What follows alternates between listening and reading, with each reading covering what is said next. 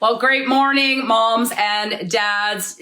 Yesterday, Thomas was talking about a few things that we do to smother our children's motivation, their internal motivation. And he mentioned the term dictating.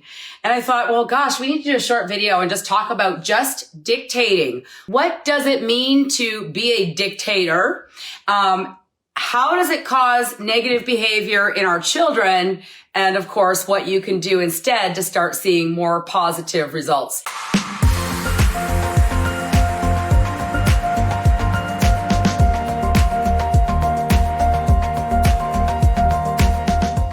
And so I'm going to give you an example. One day when I first met Tom, this is after a couple of months, and I hadn't really known that he knew much about kids. I knew nothing about his martial arts school, and that he worked with thousands of kids, nothing like that.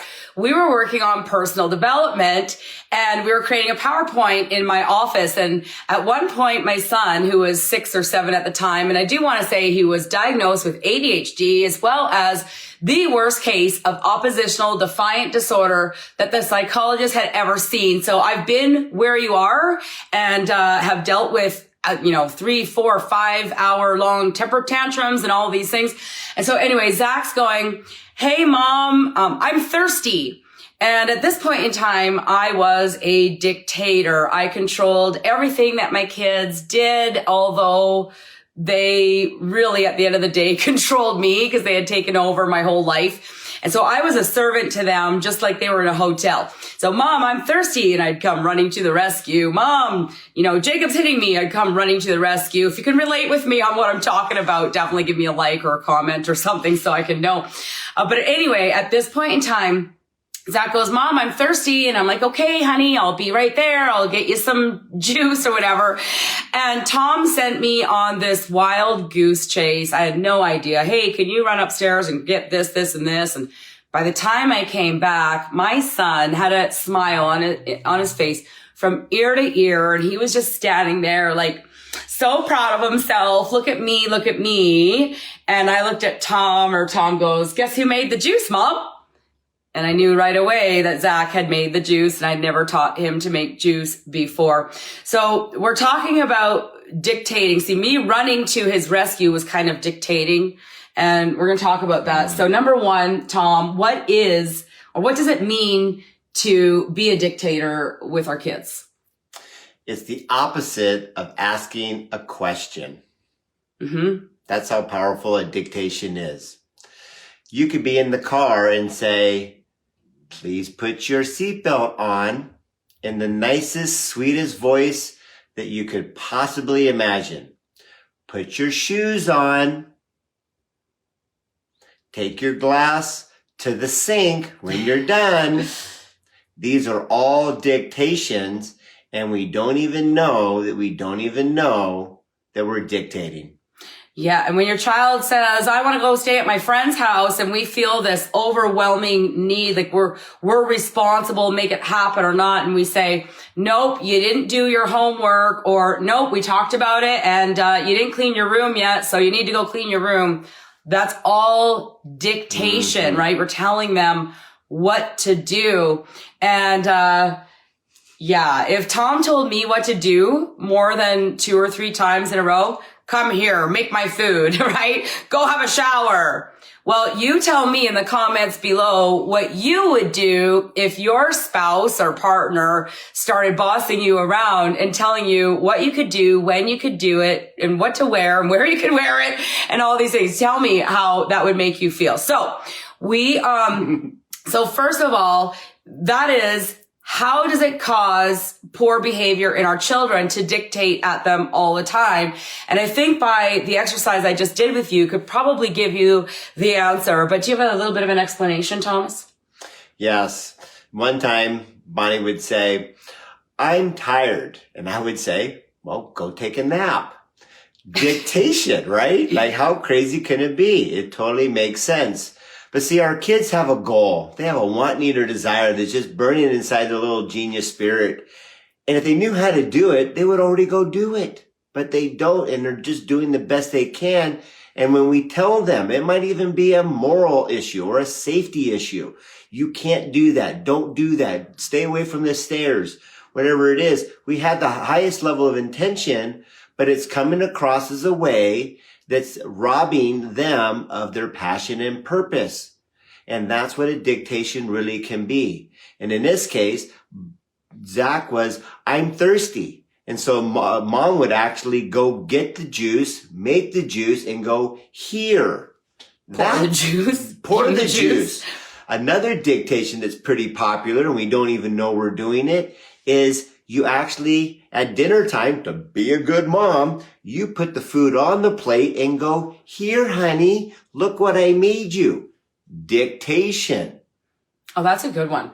Let's talk about that for a minute, because one time we had our nephew with us, and he was about 5 years old. And one example of the awareness that children have of whether they did something all by themselves, look at me, or mom did that for me and it makes me feel like. So Thomas was commenting like, oh, wow, look at how nice your suitcase is packed. And Darian goes, yeah, I didn't do that. My mom did. Right? So there was one example. Another example at dinner time, and this is before I really understood the principles. I was still learning them. So I had made dinner and I had made his plate and I handed it to him. And Darian sat there with this like dark look, and I'm not hungry and I don't want to eat any of it. And do you remember that, Tom? What did you do? What did you do? Well, as we talked earlier, we call them big kids, but the mom in this case, being a good mom, put the food on her plate and said, here, honey, right? Look what I slaved all day for. You better appreciate it. Kind of a vibration. We can relate, right, moms? And Darian was looking at it, and you could just see it was like, you could almost feel him saying inside, nobody believes I can learn. Nobody believes that I could do this myself. When am I going to have a chance to actually do things all by myself so I can leave the nest like Mother Nature intended? Mm-hmm. And so there was that So it was like, so Darian, can I ask you a question? Yeah. I'm just curious, but I'm kind of feeling that, would you like to be able to put the food on your plate? Mm-hmm. And his eyes widened, his stance stood up. He's like, yeah, somebody sees my goal, my desire to be able to become independent, not raised dependent. And so, they were open. Well, they weren't there. It was just me, you, and Darian, and you took all the plate of food off. But they were open to the idea, and so we took the food, obviously put it back into the 3 different dishes, and so what would you put on the plate? Because the understanding before was, well, you can't leave the dinner table until you finish all your food. And he's like, well, I didn't ask for this. I didn't ask this much. And who are you to tell me what to do? It's very negative. But whatever you put on your plate, you will finish. A place of empowerment. Look what I did. Mm-hmm. And look what I wanted. And so he went by and he grabbed a little bit of here and he grabbed a little bit of there and some over here, and wink, wink. It was really about the same size portion. Right, well, Mom? Yeah, he took a little bit. Now, this was like 6 years ago. Mm-hmm. So he took like a little potato and a little whatever, and he ate it all, and he asked for more. And so by the time he was done eating, and I have pictures like right from the start to the finish, he held up his plate, and it's completely empty. And what he had eaten was the original amount of food I had given him in the first place. So I think what's imperative to understand from mom to mom who's been through this process, I watch Super Nanny too, and I know that Super Nanny teaches us to get down on their level and no, you don't speak to me like that. We have been taught and conditioned to that we must dictate and tell them what to do because they don't know what to do. But the more we can give them opportunities to go, look what I did. Look, I did my own seatbelt. I got my own jacket on. I put my own shoes away. The more confidence they're going to have, the more respect and love they're going to feel for you, because they're going to feel like you're on their side, like you are there to help them learn the life skills they need to become the person that they are meant to become. And I'm telling you what, when you're able to, at first it's like, well, you made the juice for me. You made my bed. You folded my clothes. You did all this. Why should I do it now? At first, it might be a little bit like, I don't know what to do. And so there's a little bit of rub there. But when we can look at our children and go, you know what? They're not our kids. I mean, they are your kids. But when we can look at them like they are an outside human being, and we can begin to know that a 2, 3, 5, 8-year-old does not know what a 25, 35-year-old person knows, and that all they want to do is just show you their greatness. Right. So now we're going to get into the solution. So rather than telling them what to do, hey, put your seatbelt on to be safe in the car, as nice, as sweet as possible, is still a dictation. So what can they do, Tom, instead to start seeing more positive behavior in the moment? Well, you'd ask that question if we talked about the seatbelt. Hey, what does mom wear to stay safe in the car? It gives them a chance to see the question, come up with the answer, and when they get it right, we feel good. Yes. How much food would you like to have on your plate tonight? It's not a question, are you gonna eat, which is the dictation. It's the question. And then to circle back around with Zach, when it came for juice, I could see mom, good heart. Boy, she lived in a 7-bedroom house. So I think it was 3 or 4 stories, and it was mom, mom, mom. And no wonder she looked so good, because she was running up and down the stairs all the time, right? Yeah. But in this case, I was like, hey, Bonnie.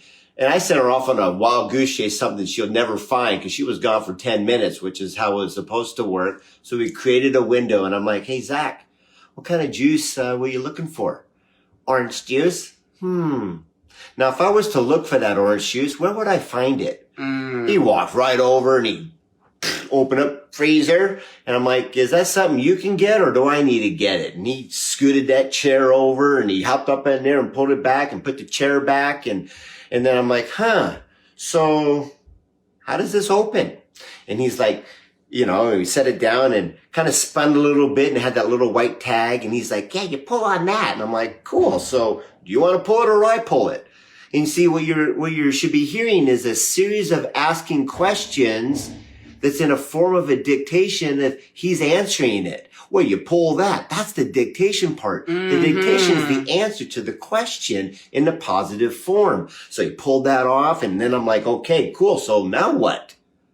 And he's like, well, he grabbed it and he's like, you squeeze it like this and you shove it in there, right? And he's like, and then this time, the question stopped where I'm like, okay, look at you go. And he went over and you filled it with the tap, and he goes, 1 and 2 and 3. And then he set that down. I'm like, where does that empty container go when we're done? He already bigged it up, pushed the button, threw it in the trash compactor. And then I'm like, well, what's next? And then he pulled over the drawer. Because what's amazing is our kids have monkey see, monkey do hardwired right into them. So did mom dictate and do it all? Yes. It was very important to do 4, but not forever. And so as he watched her do all those steps, he knew what to do. So when he was asking, can I have some juice? He was really authentically saying, when you can see this and seize the moment, may I be like you, Mom? Can I do what you do? Would you show me how to do it so I don't need you? That's the sweet spot of Learn to Speak Kid. And so he pulled that drawer open and he got that long handle ladle thing with a little spoon. He's cling, cling, cling, cling, just spinning that around. And by this time, Bonnie was kind of onto the scoop of like, what was it? Where am I going to find what you sent me for? And that's when I said, hey, Bonnie, what do you think? Who do you think made the juice? And that was the, how does it go? The cat that swallowed the canary smile. He was just like, look what I did, Mom.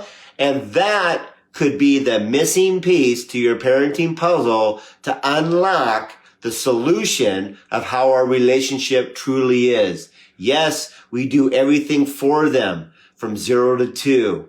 And then we start to do with, and that was a with moment.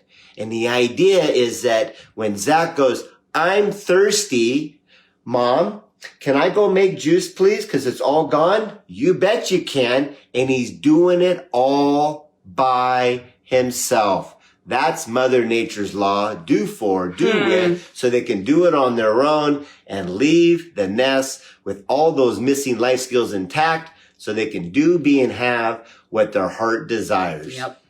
Well, this has been amazingly life-changing for, my family. We have clients studying our program now because we created the 12 principles that Tom was teaching in his school, and we made them for parents instead of his classroom. And, parenting in such an empowering way. And the more we can give our children opportunities to be responsible, to practice self-control.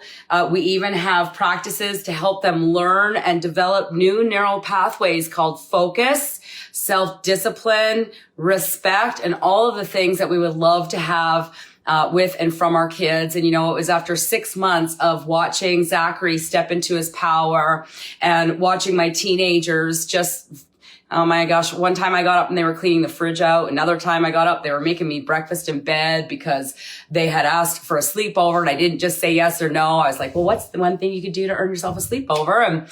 And they made me breakfast in bed and did all these amazing things. So if you haven't yet, please download Raising Healthy, Happy, Cooperative Kids. It's free on our website, learntospeakkid.com. Maybe you've downloaded it and you haven't finished reading it yet. I'm just here to encourage you to read it so that you can know how we ended up in families all over the world with kids that we're butting heads with, and the actual formula, the principles that will help you live with healthy, happy, cooperative kids in a peaceful, happy, and loving home. We're Bonnie and Thomas Leota, and we'll see you next time. And so until we do meet again, here's to your parenting success. Have a great one. Cheers.